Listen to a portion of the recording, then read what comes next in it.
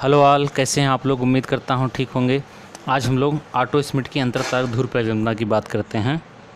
ये परिकल्पना auto Schmitt महोदय ने 1943 में दी। 1943 में इसका प्रतिपादन किया और इसके द्वारा इन्होंने सौरमंडल की उत्पत्ति के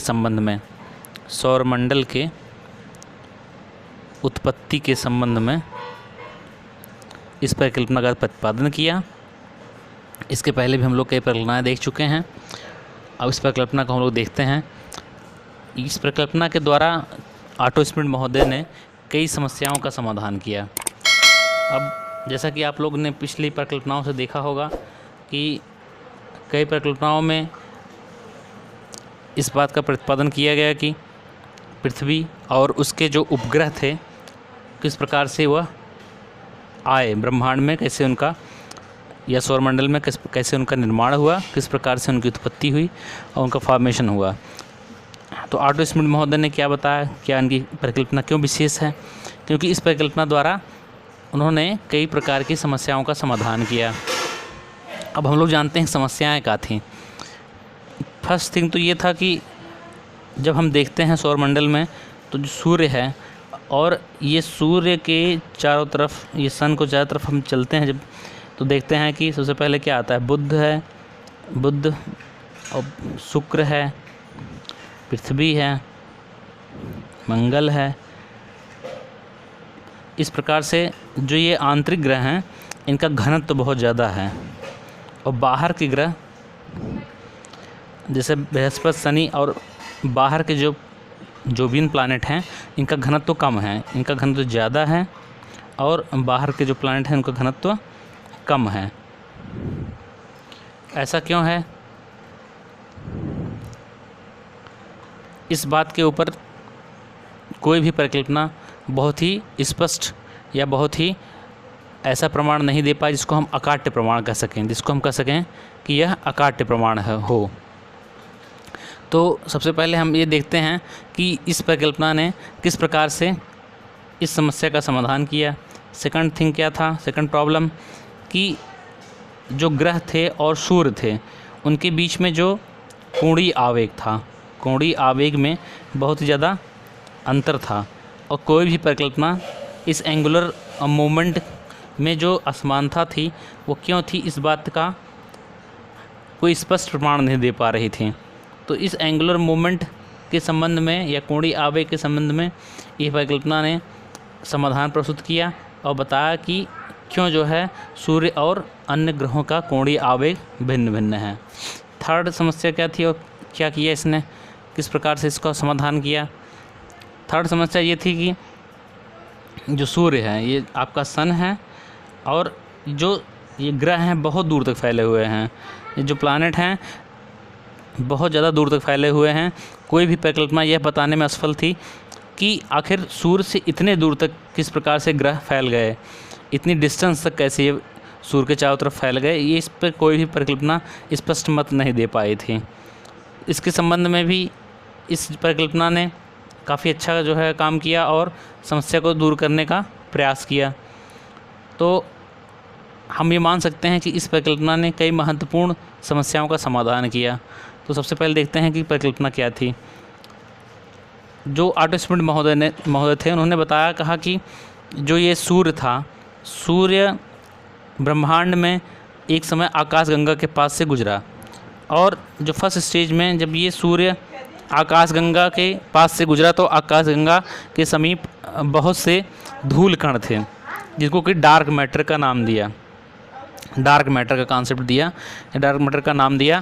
कहा कि जो सन था, सन जब आकाशगंगा के समीप से गुजरा तो वहाँ बहुत सारे धूल गैस के कण थे विद्यमान और इसने क्या किया कि अपनी आकर्षण शक्ति का प्रयोग, गुरुत्वाकर्षण शक्ति का प्रयोग करके इन धूल के कणों को अपने साथ समाहित कर लिया, बांध लिया और यह आगे बढ़ गया। फिर सेकंड स्टेज में क्या हुआ, सेकंड स्टेज में इस सन के चारों तरफ ये जो धूल के पार्टिकल थे और गैस के पार्टिकल थे क्या होने लगे कि आपस में टकरा करके जो धूल के कण थे उनके अंदर इलास्टिक मूवमेंट होने लगा। मतलब जब वो टकराए तो उनकी जो टक्कर थी इलास्टिक मूवमेंट थी, और उनके टकराने से क्या हुआ कि उनकी जो गतिज ऊर्जा थी उसका क्षय हुआ, और वह क्या हुआ, धीरे धीरे स्थिर होने लगी, उनकी गतिज ऊर्जा कम होने लगी।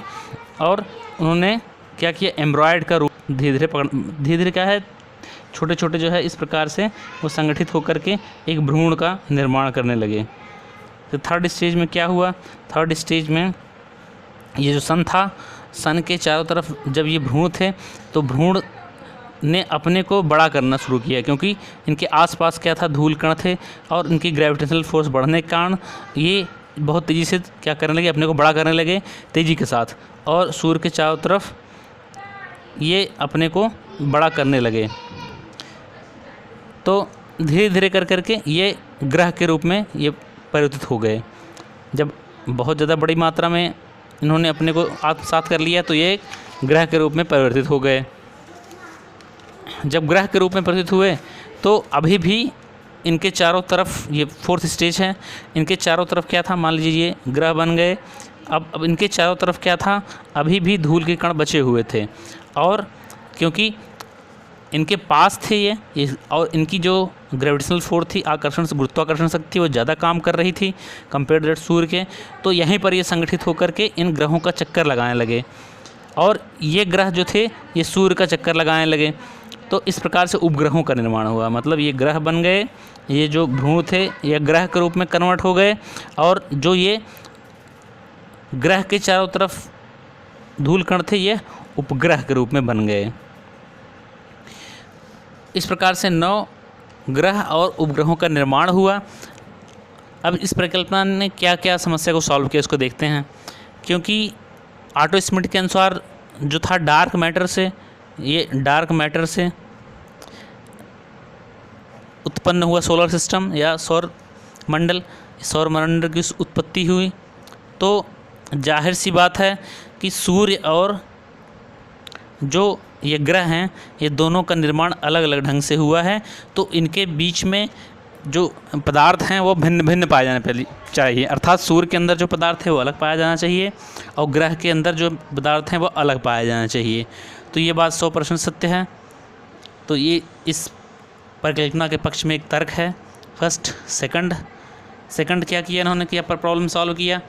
सेकंड इन्होंने बताया, कहा कि क्योंकि जो ये सूर्य था और ये ग्रह थे तो ये काफ़ी दूर तक जो धूल कण थे काफ़ी दूर तक फैले हुए थे, तो सूर्य से, ये सन से और इनके जो ग्रह थे इनकी जो डिस्टेंस थी काफ़ी ज़्यादा हो गई। क्यों? क्योंकि वह बहुत दूर तक, ये सूर्य ने बहुत दूर तक कैप्चर किया था उस धूल कणों को, इसलिए ये बहुत दूर तक ग्रह बने, तो इनके बीच की डिस्टेंस, ये प्रॉब्लम सॉल्व हुई। थर्ड क्या था, थर्ड इन्होंने बताया, कहा कि जो सूर्य था, सूर्य के पास जो थी हीट बहुत ज़्यादा थी, सूर्य के पास जो हीट थी ये बहुत ज़्यादा थी, तो यहाँ पर अमूमन क्या होगा, हीट के कारण घनत्व ज़्यादा होगा। ऐसे ग्रह बनेंगे जिनका घनत्व ज़्यादा होगा, और जो दूर होगा उसका घनत्व क्या होना चाहिए, कम होना चाहिए। यह भी 100% क्या है, सही पाया गया। आज अगर हम देखते हैं फोर्थ ये कि इस परिकल्पना में ये हम नहीं कह सकते हैं कि नहीं, इनको ये जो कॉन्सेप्ट दिए हैं इसके पक्ष में प्रमाण नहीं, क्योंकि आज भी अगर हम आकाशगंगा को देखते हैं तो आकाशगंगा में आज भी भारी मात्रा में धूल के कण मौजूद हैं, और यह प्रोबेबिलिटी आज भी बनती है कि अगर आकाशगंगा के समीप से कोई तारा निकले, आकाशगंगा के पास से कोई अगर तारा निकलेगा तो वह डेफिनेटली क्या कर लेगा, फिर जो है बहुत सारी धूल को कैप्चर कर सकता है। तो ये प्रोबेबिलिटी है। अर्थात ऐसा नहीं, इसके पहले जो परिकल्पनाएं थी, अगर 2 तारे की परिकल्पना करें या सिंगल, तो ऐसा नहीं था कि दोबारा फिर उसका कोई प्रूफ नहीं है, ऐसा ब्रह्मांड में कहीं दिख नहीं रहा है, नहीं कि 2 तारे आपस में टकरा रहे हों या ऐसा कुछ छल्ला निकलता हुआ दिख रहा हो। अगर हम बात करते हैं 2 तारे की बात करें या मोनेस्टी का डुअलिस्टिक कॉन्सेप्ट की बात करें, तो वापस ऐसा हमें ब्रह्मांड नहीं दिखता है। लेकिन इस परिकल्पना में जैसा उन्होंने बताया, हम ब्रह्मांड में देख सकते हैं आज भी बहुत भारी मात्रा में धूल के कण मौजूद हैं। आज भी ये प्रोबेबिलिटी है, अगर कोई ग्रह वहाँ से निकलता, कोई अगर सूर्य निकलता, तारा निकलता है, तो वह अपने ग्रेविटेशनल फोर्स को कैप्चर कर लेता है या कर सकता है। तो इसके आधार पर भी ये प्रमाण माना जाएगा कि यह परिकल्पना कहीं न कहीं सत्य के करीब है। अगला क्या है, एंगुलर मूवमेंट की बात है। फिफ्थ, उसकी प्रॉब्लम को भी, कोणीय आवेग की प्रॉब्लम को भी सॉल्व किया, क्योंकि अब ये बात तो क्लियर हो गई कि इस परिकल्पना से कि सूर्य और ग्रह, ये जो सन हैं और प्लानेट हैं, ठीक है, इनमें जो है निर्माण अलग अलग हुआ है, तो इनके बीच में जो कोणीय आवेग होगा वो अलग अलग होगा, इसलिए इनके कोणीय आवेग में अंतर पाया जाता है। तो अब हम मूल्यांकन के रूप में क्या कर सकते हैं? हम मूल्यांकन के रूप में कह सकते हैं कि यह परिकल्पना जो है वह काफ़ी सत्य के करीब है और वर्तमान समय में इसका जो है एक्सेप्टेंसी बढ़ती जा रही है, क्योंकि इस परिकल्पना के पक्ष में काफ़ी तर्क हैं और ये परिकल्पना काफ़ी यथार्थ लगती है। तो प्रेजेंट टाइम में इसका महत्व काफ़ी बढ़ गया है। तो यहाँ पर हम लोग इसको ख़त्म करते हैं। हमें उम्मीद करता हूँ कि आपको ऑटो स्मिथ की अंतर्तारक ध्रुव परिकल्पना समझ में आई होगी। So thanks for watching. अगर वीडियो अच्छा लगता है तो आप इसको लाइक करिए, सब्सक्राइब करिए और शेयर करिए।